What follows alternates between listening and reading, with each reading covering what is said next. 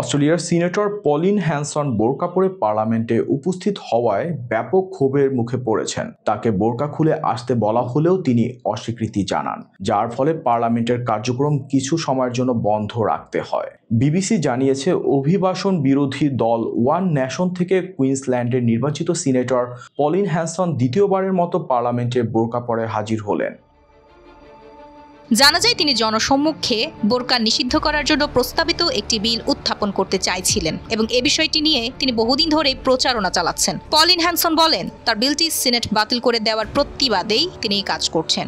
তার এই কর্মকাণ্ডের তীব্র সমালোচনা করেছেন অন্য সিনেটররা। একজন সিনেটর এটিকে স্পষ্ট বর্ণবাদ বলে মন্তব্য করেছেন। সোমবার অন্যান্য আইন প্রণেতারা যখন পলিনকে বিলটি উপস্থাপনা থেকে বিরত রাখেন, তখনই তিনি বেরিয়ে গিয়ে বোরকা পরে আবার পার্লামেন্টে হাজির হন।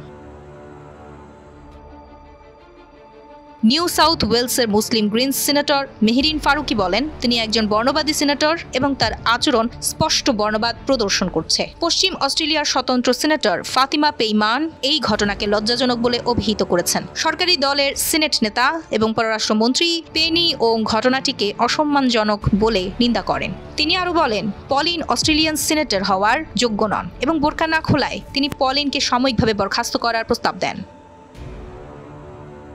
ফেসবুকে এক পোস্টে হ্যানসন লিখেছেন, যদি তারা না চায় আমি এটা পারি, তাহলে বোরকা নিষিদ্ধ করুক। এর আগে 2017 সালেও তিনি সংসদে বোরকা পরে পার্লামেন্টে এসেছিলেন এবং তখনও দেশব্যাপী নিষেধাজ্ঞার আহ্বান জানিয়েছিলেন।